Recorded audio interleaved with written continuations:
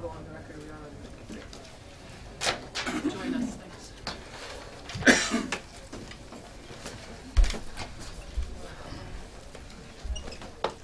Great. So thank you for allowing me to come up and talk, and also thanks for taking on sort of a tough problem in our state of trying to balance the needs of purpose for Act 250 and other things, as well as other interests. My background, I'm a civil engineer. Actually went to UVM many years ago, and I've had a practice for 30 years down in southern Vermont. I have a firm that's architecture, civil engineering, landscape architecture, structural, and development. I'm actually a developer as well as a design professional. So I've been doing site design, though, and environmental permitting for 30 years in Vermont. You may, some of the projects, a lot of our work down in that area has been affordable housing. We also do a fair amount of downtown development.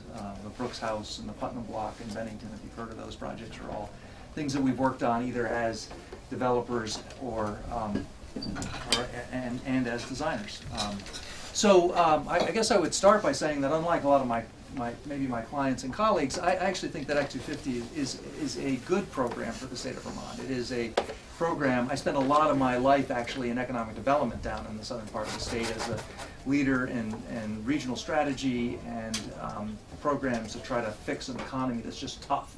So I've spent 10 or 15 years trying to learn what works and doesn't work in the economy, and one of the reasons that we have a product that people seek out is in fact our brand as a state, and I think Act 250 is part of that brand, and it establishes values as a whole. Having said that, I'm really glad that there's a proposal before you. I wasn't part of preparing this. I've read through it, and I have some comments, and I hope that perhaps I can be a resource for you if you have questions. What I'm hoping to do is kind of put some context around some of these proposals and maybe some stories about projects that we've worked on over the years and how it's actually applied. So if that makes sense, I'll kind of go through that and interrupt me, obviously, if you have questions or you want more color around that. I'm happy to share or add. Let me start with just the jurisdictional modifications and exempting the downtowns and neighborhoods. I think this is a great idea. There's a number of reasons for that. One is, and there's a section that's really talking about climate change, but quite frankly, this is the largest climate change thing in here, in my opinion. If we can promote putting our resources into compact settlements where people can walk to other uses, our largest emissions are in transportation and existing buildings. Those two things. And this one really addresses transportation more so than anything else. If we can build in settlement patterns where people can walk to other things rather than the 10 vehicle trips a day that we have when you're driving from a suburban location. If you can drive in once and walk to things, or if you can live downtown, even better. So exempting downtown sends a clear message that that's where we want to encourage development. Honestly, most of my projects that I do in downtowns, I don't go through Act 250 because I don't trigger the 10-acre rule in the larger towns, and so it's not and those pieces of infrastructure have hit their environmental impact generations ago. So we don't find that that's really where Act 250 is doing its most benefit for the public either. So two things about that. One, it sends a clear message. It perhaps focuses investment in places we want them, which are having a whole host of other beneficial reasons for the society and our community. And you're saving your resources or your efforts around Act 250 for more, let's say, rural areas where you're going to have larger impacts. So I think that that's a great idea. I don't really have a whole lot to offer on the ridgeline. I mean, I think those seem like great, fine ideas, but it's not something that I have experience in. So I'm really not going to offer any comments with respect to the other jurisdictional changes. On the any questions? Stop. Okay. All right. Please let me know if you do as I'm going through this. Including the river corridor and flood hazard area, it's sort of high time that we did that. I guess I would say this. So, as an engineer, the theory behind the I'm going to call it the fluvial hazard erosion program that ANR put out is, I believe, very sound and appropriate. I'm not so happy with their proposed ordinances and the way they implement it. I think that there's, I personally would have preferred that they came back to you guys and created a regulation process, and we had an opportunity to weigh in on that, because in some cases I don't think it's equitable, fair, or even reasonable, but it's an appropriate thing to look at. And we are looking at it already, because they put a name on it that said floodway, because Act 250 didn't have fluvial hazard erosion at the time, but they did have floodways from FEMA, and so it kind of slipped in under that criteria, and we've already been practicing under that. So clean that up would be great. Even better would be to have a process where we might be able to sort of weigh in on the specifics of how that gets implemented to perhaps balance some other needs, but that's a rabbit hole I'm sure you don't want me to go down right now. We've approached that in, at the local level where ordinances sort of come through. The stretch code for residential buildings, I want to say again, this is great for people to feel like they're doing something about climate change. It'd be great if you could capture, personally, our building code is very good. It's really a high performance energy standard already, and I think it's better if you push the stretch code. I've done it many times. Honestly, there's a fair amount of costs to get that extra piece. And what we really need to figure out how to do is capture some of that cost and apply it to the existing buildings, because our, 40% of our carbon emissions in Vermont are coming from existing buildings, not from new buildings. New buildings are already going to be pretty good, very good actually, even without the stretch code. Stretch code's better, but you're spending money to make something better, and we have a problem in that there's no economic return in fixing up old buildings for the cost savings, and so that stuff's not getting done. That's where we're burning most of our energy. So again, I'd love it if you could figure out how to capture that cost. Have somebody have let's say a buyout, and sort of put that money in a fund where we can apply it to the existing buildings, because that's what we need to solve somehow, someday. But at least we're making progress if we apply the stretch code. It's making it better, and we're doing something. So I would say that that's a great thing. So that kind of brings me to perhaps the criteria that I think are most impactful. Well, actually, I think there's two components in this that I feel are most impactful for the community of trying to put projects through, as well as helping the public perception of Act 250. I do have another comment on the advance notice requirement, the pre-application review. On some projects, this is best practice. I can tell you there have been a few times over the years where we've permitted gravel pits for municipalities in residential areas. I don't know of a type of project that has a greater impact than a gravel pit in a residential area, and you can only put gravel pits where there's gravel, so you don't get to decide where that goes. And in both of those cases, we would have pre-application reviews and meet with neighbors, sort of say, here's why we're here, what we're trying to do, here's what the impacts are, here's how we're trying to mitigate that. And it worked very well. I mean, we got through all of the permits actually without, we had neighbors of 20, 30 people came to hearings, there were not appeals, it went through that process. The concern that I have, it's really a detailed concern, if you're going to require this, that pre-application review, if we want to call it that, that's generally not the final plans. If you say, we want you to, 30 days before the application submitted, have construction plans, well, those drawings aren't done at that point. So typically, typically you don't want to go out with a final plan. You'd like to go out to a community and say, gee, here's the issue, we've got a couple of ideas, we'd like your feedback before we decide. And then once we hear that feedback, we'll finalize the plans and then apply. So my concern is that if the language comes through that says that you needed to have a pre-application hearing before the application, and it needs to be the same set of plans that you've applied for, you're just going to cause us to go through that twice. So I believe the intent is a good one, but I'd be concerned about the details of making sure that that's done earlier, and it's done in a way that we can have a preliminary set of drawings, if you will, or a conceptual set of ideas, and just if it's substantively the project, the point is to get the public to have a chance to weigh in, to have that affect the outcome of the application that finally comes through. So, so I think the last two that I want to talk about in this proposed change And it's perhaps a little bit of a diversion from what was the intent on this, but the presumption for A&R permits.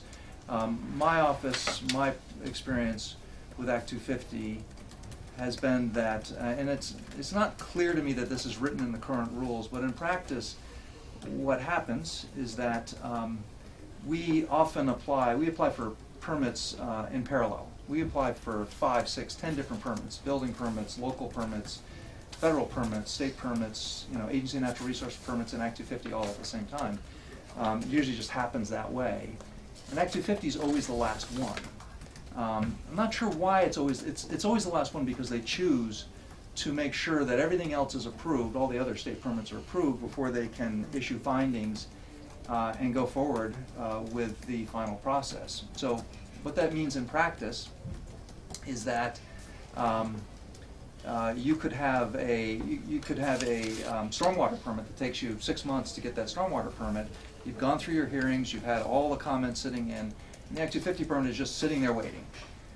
And then when the stormwater permit finally drops, then you go to the commissioner and say, okay, we're all set, I'll package that up, that takes 2 or 3 weeks, then I'll get somebody to sign it, takes another week, and then you have the appeal period. So it adds a month to 2 months on top of the stormwater permit for no good reason that I can see. If people wanted to weigh in on the stormwater criteria or the water and wastewater permit or any other A&R permit, they have their shot at that apple. And we would really like to see that Act 250 could run parallel with other permits. That you could issue an Act 250 permit that's conditioned upon getting my water and wastewater permit, or conditioned upon getting my stormwater permit. That's not specifically what's in here for the presumptive approval on A&R, but I think it gives them some confidence to be able to do that, and I'd love to see it explicit in this rule change, because you're effectively creating the perception in the public's mind that Act 250 is holding things up. It's not Act 250 90% of the time. 90% of the time it's something else. Yeah. So historically, there hasn't been a lot of opportunity to weigh in on A&R permits for the public. We're working on changes to make that better. Yeah. I don't know what the perception of where we are in that process is. Like you just said, if they had a problem with the stormwater, they could have weighed in on that permit. I don't know that that's true.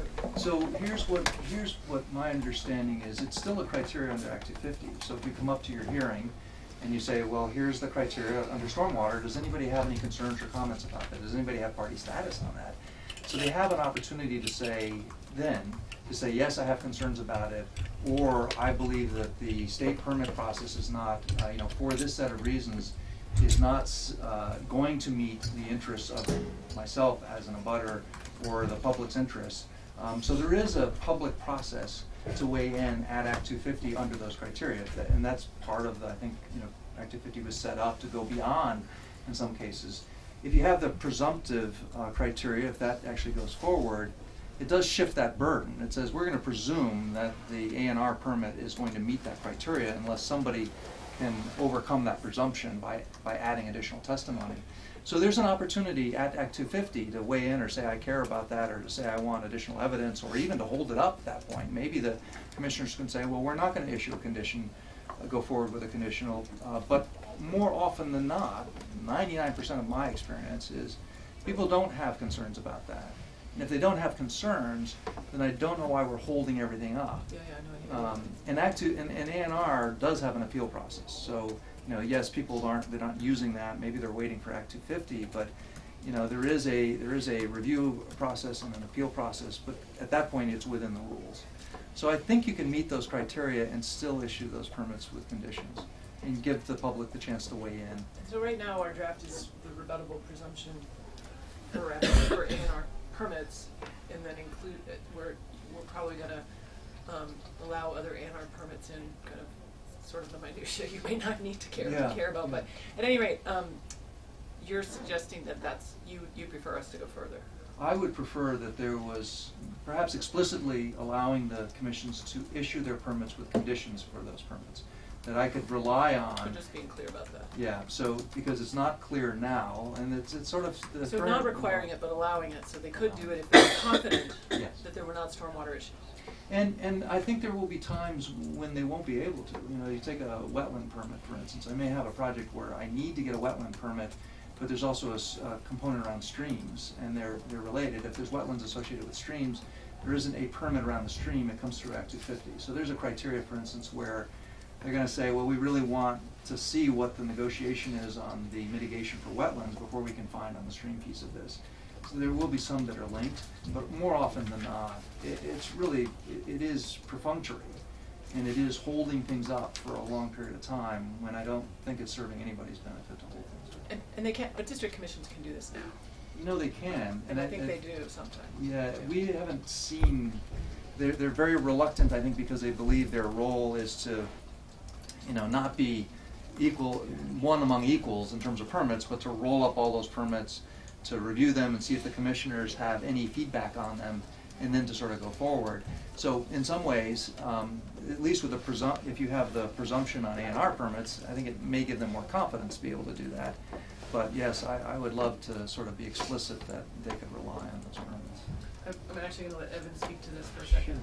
Yeah, Evan Meenan from the Natural Resources Board. So commissions don't do that currently, and I suspect that the reason why is because there's two sort of legal principles that have developed through case law. The first is that commissions have to make positive findings on all of the Act 250 criteria before issuing the permit, which means they can't base their decisions on events that will happen in the future, such as the issuance of an approval by an ancillary permitting authority. And the second thing they can't do, and this gets really complicated, but I'm just gonna flag it, is there's a prohibition on these things called conditions subsequent, which means like, it's really complicated. You're trying to blow our brains up. Yeah, but the idea is that I agree that clarity would be nice on that issue, regardless of what the legislature decides to do. That clarity that is being suggested would be a good idea. Do you need legislative action to find that clarity? I think it would be helpful. Okay, so everyone hold that thought. Sorry to bring up a new issue. Yeah. We're very used to doing this in other permits processes, so. He's got language ready. Yeah, If you right. don't have language ready on all Yeah. your other points, don't bring them up. No, Yeah. I'm just kidding. Carrie. Good afternoon. Oh. And this may be a question for Evan as well, but I appreciate your interest in trying to find a more efficient process.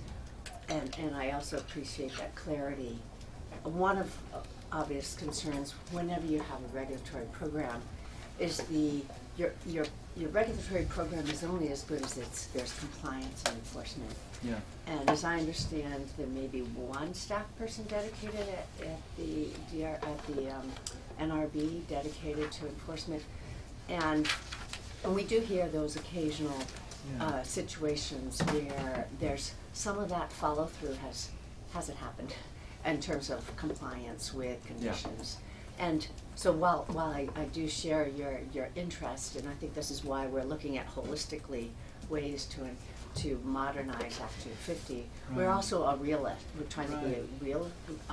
realistic in understanding that burden of compliance and how we're held responsible to the public Sure. to ensure that what we do set up is workable. Yeah, yeah. Well, let me, so in this particular case, if it's a condition, we approve this with a condition that you actually were relying on the water and wastewater permit, we're approving it with a condition that you get that WW permit. In that case, I can't start or build anything anyway, because I can't build my project until I get that permit as well. I need that permit, I need your permit, I need the stormwater permit, I need all of them. So it isn't a compliance issue in the sense that, oh, we approve this with a condition that you go and you put 5 trees in and you didn't do that and they don't catch that. You would never start, you can't legally sort of have the project go forward unless you get all those other permits. You know, we do the same thing with building permits, you know, there's a whole slew of other permits that we need to get all of those permits before we can start construction. So to have one permit that has to hang out until the end and then come, as I say, it just is sort of adding time to the calendar, which is in many ways you know, I was gonna say this when I started and I forgot to, you know, in the scope of our practice and projects, I wouldn't say that the cost and in my opinion, the cost of getting an Act 250 permit, it's not substantive to the project cost. It's not that much money. It's really where it's substantive is the risk and the timing at a vulnerable stage. You know, if you're putting together a project, you're trying to get it to start construction And if there's uncertainty and it drags out, that's where it becomes really consequential to the project to be unsuccessful. If it drags out, if I can't get that permit, you can't get funding. I mean, I can't get my bank loans, I can't get my capital, I can't start construction until all those permits are in hand. So to the degree that you delays that, you run the risk of projects not being able to be successful. So anything that we can do to clarify, provide certainty, to even speed it up by 30 days is really significant when 30 days is, out of 6 months is a significant piece of that. Those are areas that would be really helpful if we can do that and still meet the intent and purpose of the law, so Act 250. Other things? Yes, so the last thing is the enhanced board versus the district commissioners. I have to say, over the 30 years I've done this, I've found the commissioners to be pretty reasonable, and I have a lot of complaints, but I have also found that we do have disparity between districts. And sometimes that occurs because of maybe insular, let's just call it insular practice of perhaps the commissions, the district commissions, as well as the coordinators. And they're not sort of all on the same page. And I'll give you an example of something that happened many years ago down in Brattleboro. We were working for our local hospital to add a standby generator. And we applied for this generator, which had in this case, there's a requirement under building code for a containment fuel tank, so that if you have a leak in the tank, it rusts out, there's a second tank around that and some alarm. And so we met that requirement, we filed the permit, and the coordinator said to me, that's fine, but I want you to put another containment system around this. It's like, I don't understand, that's not a code requirement, it's nothing, all the law, all the rules for building safety, why would I put a tertiary containment around that?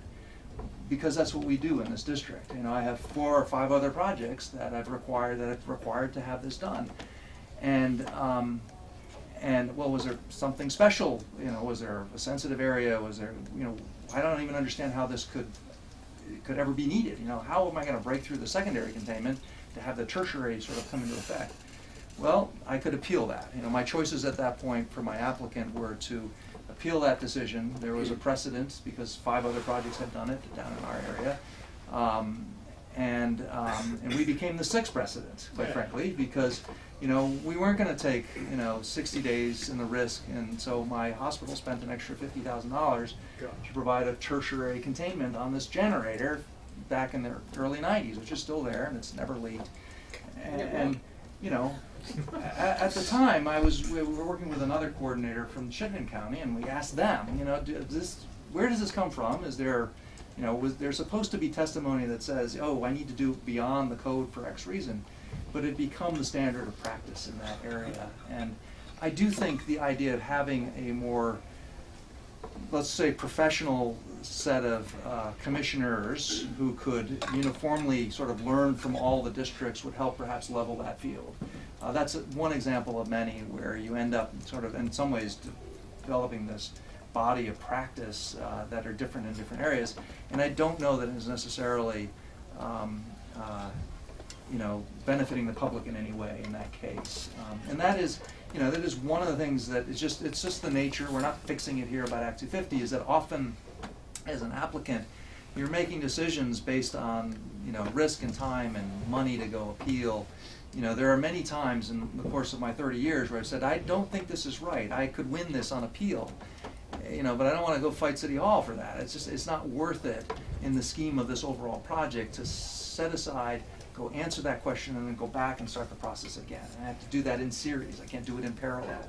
Can't add 6 months to this and still have a project. And so you swallow hard and spend more money. And people get very frustrated because they feel like it's not, I've had to spend more money and I didn't feel like that was benefiting society in any way. It wasn't the intent of this program to do that, but that's what happened.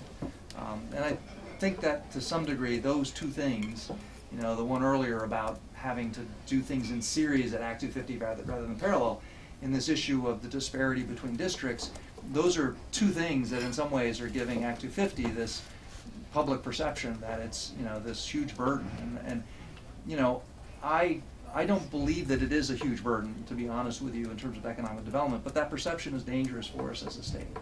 as somebody who cares about trying to get our economy to work and to attract people to invest in our community, that perception is something we have to deal with to attract capital, to attract entrepreneurs, to attract jobs. So I think even though it may not be a reality, and you get to fire a publicist and try to prove that differently, but I think to the degree that some of these things can be tweaked to change the perception that that's valuable, I think it's valuable to help us in terms of our trying to seek investments in other areas.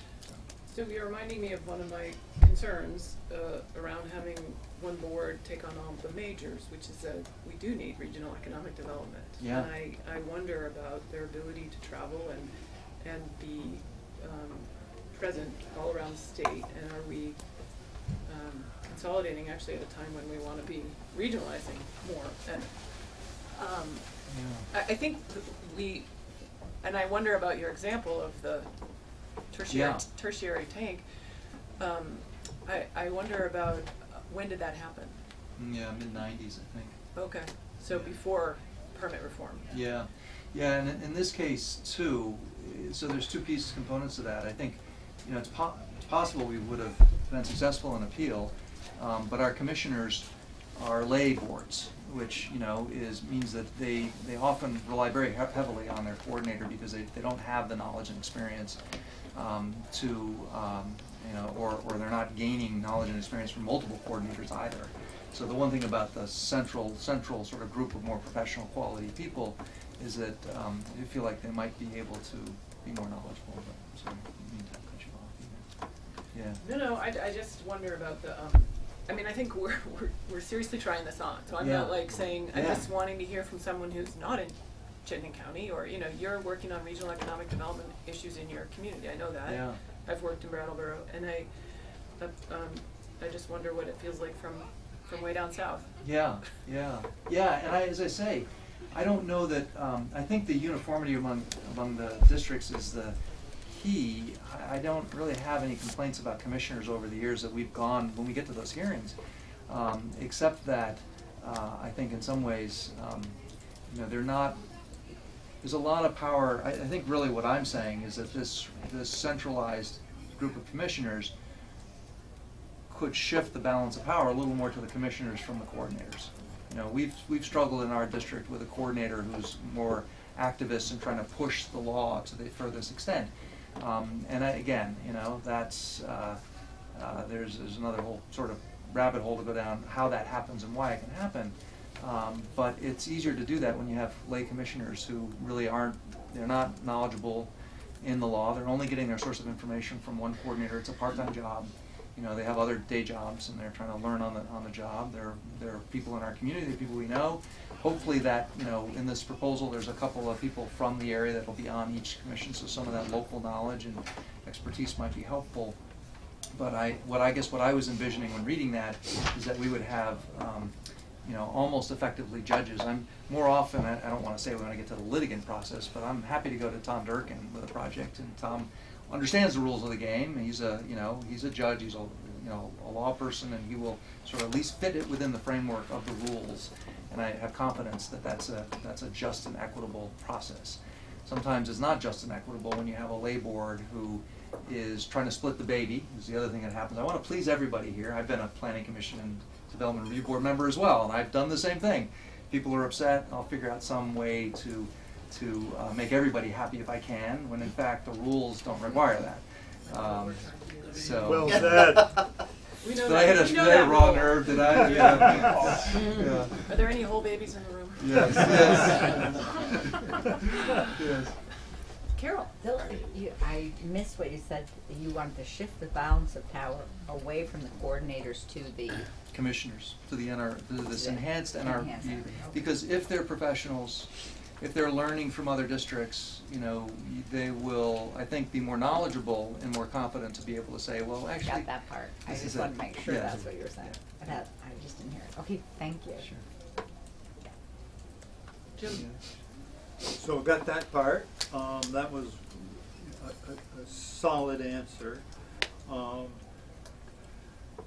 To what appears to me to be a less solid comparison with an anecdote that that you have experienced with the fuel tank, Yeah. while you also say the district commissions, by and large, have worked well for you. Yeah. But you have, so then, and that's perfectly Sure. appropriate. I'm not calling you out on not being consistent.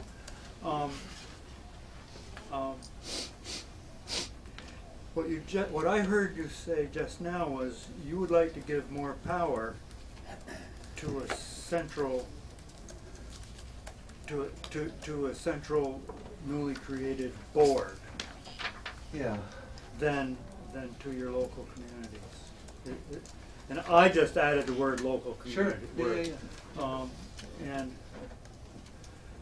so, and you're gonna stick by that statement, I'm not gonna try to disabuse you, but I'm Well, wondering well. if you've considered, the bureaucratic realities of a central board in Montpelier. Yeah, yeah, so I think what I would say, so right now the power, so to speak, does rest with the commissioners. They have the Yes, it does. ability Yep. to override or to change. But I think that if you had enough project flow, let's say in a local district, to develop professional expertise at that level, then I think you'd be okay with that. So really what I'm saying is the centralized group, it's really it's the expertise and knowledge that allows them to execute that power that they already have in a way that we seem to be lacking right now. So the power rests with the commissions. They can override that process is there. But they're they're acting as, in many cases, if you will, trying to judge the merits of evidence before them without a background or expertise in this. And I would use the word deal flow. Our districts, we don't have enough deal flow. We don't pay people to do this. They're volunteers.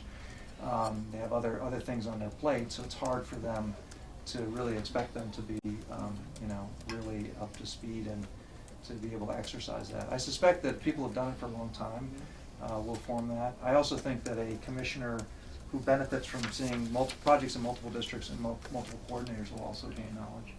And you don't see this as any kind of a parallel with a national, if you will, centralization of power over local, over states and over, No, I don't shall I know. say, Congress even. I guess I'm looking at it very narrowly as, I have a permit process that could be better. And right now, it's in some ways your coordinator could make a huge, I think there's probably discretion in the current law for a coordinator to be night and day, or two different extremes, ends of that extreme, depending on who you get and what their training is and what they want to do. So that's part of the reason why it's kind of all over the place. But consistency, I was saying earlier about, how does this affect decision makers to attract entrepreneurs and capital and some kind of value for our communities. Consistency is important, I think, and predictability, and it's hard to get those things and this is kind of the other criticism of 250, the goalposts change. You think you knew the goalposts, now they're different here. And if they're changing district by district, it's even harder. You don't have any overlap right now, or very little overlap, unless we want to appeal it up to the court system. So I do think that it would add more consistency. Thank you. Good question. Thank you so much. Yeah, my pleasure. Thanks for having me, and happy to be a resource or any other questions. Thank you. You made a long trip, appreciate it. Yeah, no, my pleasure to do that. I'll buy you a cookie. Yeah, there you go.